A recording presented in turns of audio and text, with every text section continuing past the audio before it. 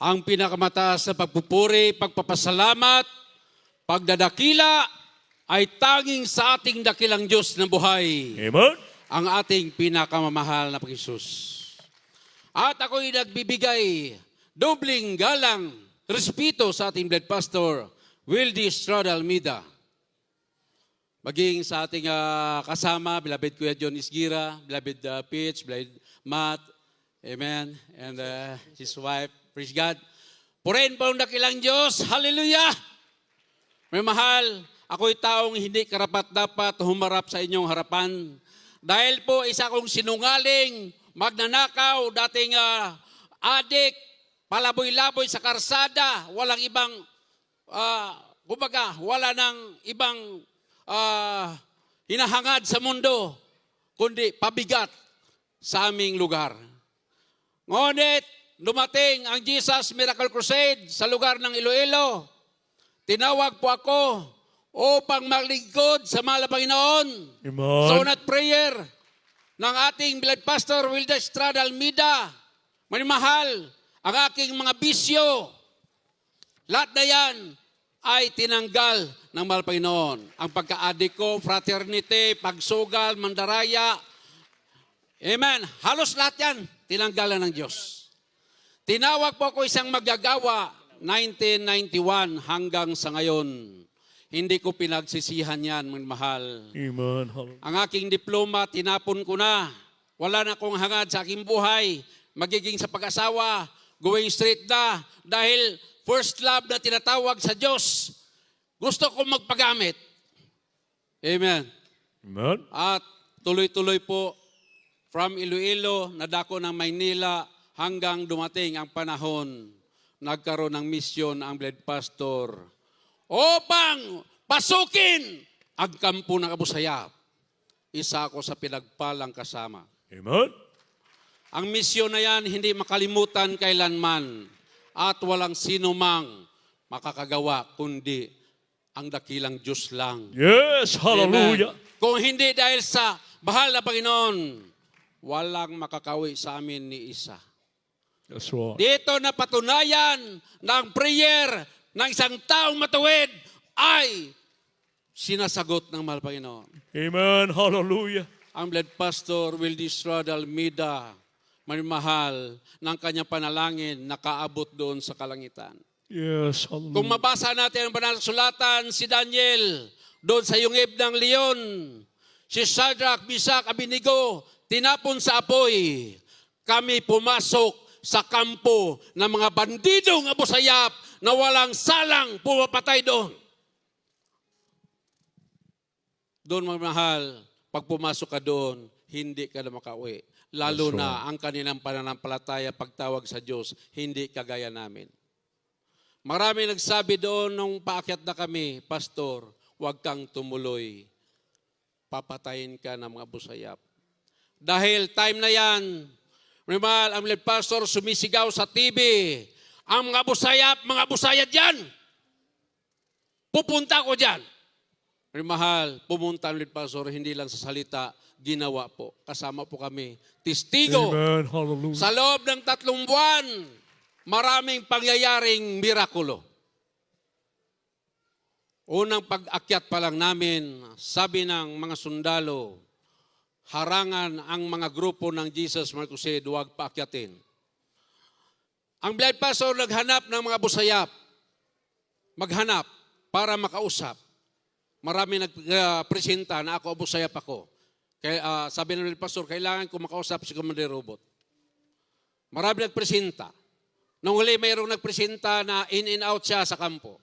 Sabi niya, ako pastor, lagi ako doon. Nakausap ko si Commander Robot. In short, nagkaroon ng communication through satellite phone. Si Commander Robot, nakausap ng Bled Pastor. Sabi ng Bled Pastor, Commander Robot, aakyat kami dyan.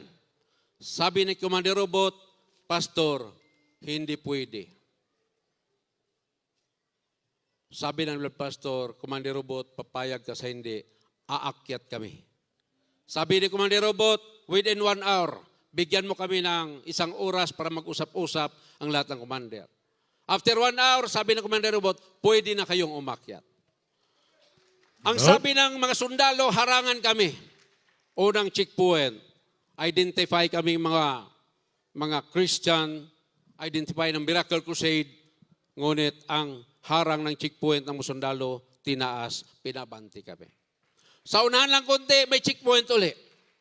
Sabi ko, ito siguro mga CAFGO to. Yung mga nagharang sa amin, mga armado, umakyat sa aming mga sakyan. Sa tuwa namin, namigay kami ng leaflets, invitation, na doon sa kampo ng Abu Sayyaf, may gaganapin na Bible study. Ang aming dala, megaphone, amplifier, battery, leaflets, at kortina. Ang sabi ng aming guide na kasama, Pastor, mga Abu Sayyaf na ito, huwag niyong bigyan ng leaflets kasi mga Christian kayo, sila mga Muslim, magagalit yan. Ngunit sa tuwa namin, namimigay kami ng leaflets hanggang doon sa bubong. Pagdating doon sa hindi na mapasok ng sasakyan, binaba kami ng mga Abu Sayyaf at inakyat kami sa 6x6 na truck. Hanggang doon sa kaloob-looban ng gubat. Pagdating sa kaloob-looban ng gubat, bumaba na kami, naunang bumaba si Commander Robot, tuwang-tuwa niyang sinabi, Pastor, bubuhatin kita, alalayan kita pagbaba. Ako si Commander Robot. Sabihin mo sa kanila doon na hindi ako masama, mabait ako. Kalauna, nag-picture-picture kami doon, video, yung iba hindi sumali, yung iba sumali. And then, dinala kami doon sa bahay na walang tao. Pagdating sa bahay na walang tao, ang Beloved Pastor nag-start na magsalita. Hinanap ng Beloved Pastor ang amplifier at microphone at battery. Wala na. Kanya-kanya ng binitbit ng Abu Sayyaf. Sabi ng Beloved Pastor, Brother John, nasaan ang magamit natin? Mag-Bible study na tayo. Ako tuloy-tuloy na pumunta kay Commander Robot dahil siya'y nakaupo at napaikutan siya ng mga armadong mga sundalo niya, kanyang mga alalay. Doon, hindi ka pwedeng tuloy-tuloy lang na sumugod, mamatay ka. Ngunit doon pa lang sa araw na yan, giprotektahan na kami ng Panginoon. Amen. At kung hindi, Hallelujah. sa bungad pa lang, maubos na kami patay. Sabi ko, Commander Robot, magsalita ang Pastor, wala kaming amplifier, microphone, wala. Sabi niya kung anong mayroon lang dyan. Delikado, gabi na, hindi na pwede balikan doon sa highway. So, mayroong megaphone. Nagsalita ang Pastor, napaka-normal. Wala kang makitang takot sa mukha niya, lahat wala, napaka-normal. Amen. Tinawag si Commander Robot, magsalita ka rin. Anong mga masasabi mo, mga hinanaing mo? Nagsalita siya. Dahil tuloy-tuloy yung camera namin, may dala kaming moving camera, yung video. Sabi ni Commander Robot, nagsumbong siya. Itong mga sundalo na ito, sinira ang rules of war. May mga hostage dito, pinutukan kami. Itong tama na mga bala, itong tama na mga M23, dito yung mga tama. So, after nun, akala namin makauwi na kami. Start din na yan, hindi namin alam ang kanilang mga pakay. Papatay na pala kami lahat. Nung nagpawit ang aming kasama, beloved ko Herme, una, tuwang-tuwa sila. Nung kalaunan, narinig nila na Christian song, galit na. Binalahan na yung machine gun. At inatang na sa amin ang machine gun na binabalahan. Lumapit ako sa Balpastor, kasi sabi ko, Balpastor, kung puputok itong masingga na ito, sigurado hindi ako matablan dahil ang Malpastor sa tabi ko. Amen. Kaming lahat nagsilapitan. Hindi natuloy nakalabitin ang masinggan, pero galit-galit. Praise God. Hallelujah. Inabot kami ng gabi. Pagdating ng gabi, kinapkapan kami. Nakuha yung mga pira kaming dala na ilan, mayroon kaming nakuhang ID, may nakuha sa aming mga ICOM na radio at nag-isip ang Abu Sayyaf, hindi ito sila tunay. Mga spy ito, uubusin natin to sila patay. Ngunit, sabi naman Pastor, kinausap kami isa-isa. Brother John, Brother Jojo, lahat, Brother B, kami lahat. Huwag kayong matakot mamatay. Huwag kayong matakot sa baril. Huwag kayong matakot sa Abu Sayyaf. Hindi tatagal, maghimala ang Panginoon. Amen. Inabot Hallelujah. kami ng umaga. So parang walang nangyari. second night, doon hindi namin makalimutan. Sabi, nagpupuri kami hanggang gabi. Sabi ng Abu Sayyaf, nagpaputok ng isang bisis. Tama na yan. Bawal sa amin dito. Mga Muslim kami. Ang sabi ng pastor, lumingon na malaking boses, Brad, walang sino mang makapagpahinto sa aming panalangin dito. Amen. Ang Abu Sayyaf, huminahon. Sige, magpuri kayo, ngunit hinaan nyo lang. Baka marinig kayo ng mga sundalo. Tuloy-tuloy ang puri namin. Maya-maya nainip yung mga Abu Sayyaf, tinukuran na kami ng mga baril sa dibdib at ihiga. Sabi nila, matulog na kayo, pagdating ng alas 4, magdanak na ng dugo. Hindi kami tumigil. Tuloy-tuloy ang puri. Yung aming makasama, payat na rin dahil nag-fasting sila almost 40 days na dahil pinaghandaan ng Bled Pastor. Ang Bled Pastor ng fasting, ang Bled Pastor ng 2 months, almost 60 days. Yun po, may mahal. Tinatanong ang aking makasama, bakit nandito kayo? Bakit anong pakay nyo? Ang sagot ng aking makasama, hindi kami natatakot mamatay.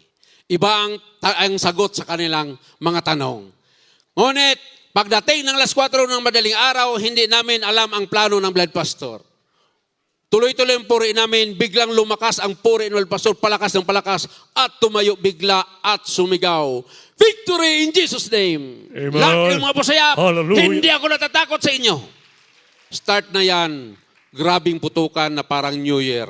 May mga malalakas na putok, may maliliit. Lahat, hindi na namin alam. Kinapkap ko ng katawan ko dahil akala ko may mga tama na.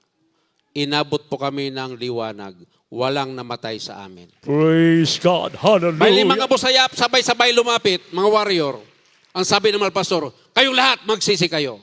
Kinasa ang mga baril nila, sabay-sabay tinutok ang Bled Pastor dahil palakad-lakad sa gitna ng bahay, lalong nilapitan at nirebuke, be frozen in Jesus' name.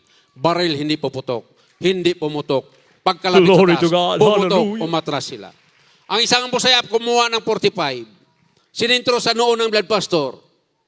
Nirebuke namin sabay-sabay. Ang Bled Pastor palakad-lakad na walang kinakatakutan. Nirebuke ng Bled Pastor, ang 45 hindi puputok sa pangalan ni Jesus. Ang 45 hindi makalabit. Kinalabit sa taas. Pumutok, umatras. Ay isang Abu Sayyaf, kumuha ng Chris. Gustong tagpasin si Kuya Alvin na katalikod. Sinalubong ng Bled Pastor. Be frozen in Jesus' name. Ang itak niya ng Abu Sayyaf, initak sa haligi, sabay takbo. Praise Pagdating ng God. umaga, lumapit ang mga Abu Sayyaf sa amin, humingi ng sorry sa nangyari kagabi. Amen. So sabi nila, sorry, pasensya na sa nangyari, nagulat kami sa pagsigaw ng pastor nyo, lahat-lahat, sorry. Pero, grabing kapangyarihan nyo. Yes. anting-anting. Hallelujah. Pahingi at labanan namin ang gobyerno. Sabi namin, kapwa rin namin kayo, ordinaryong tao, ngunit may Diyos kaming tinatawagan, buhay at totoo. Amen. Hallelujah. Noong unang linggo, bawal kami bumaba sa lupa.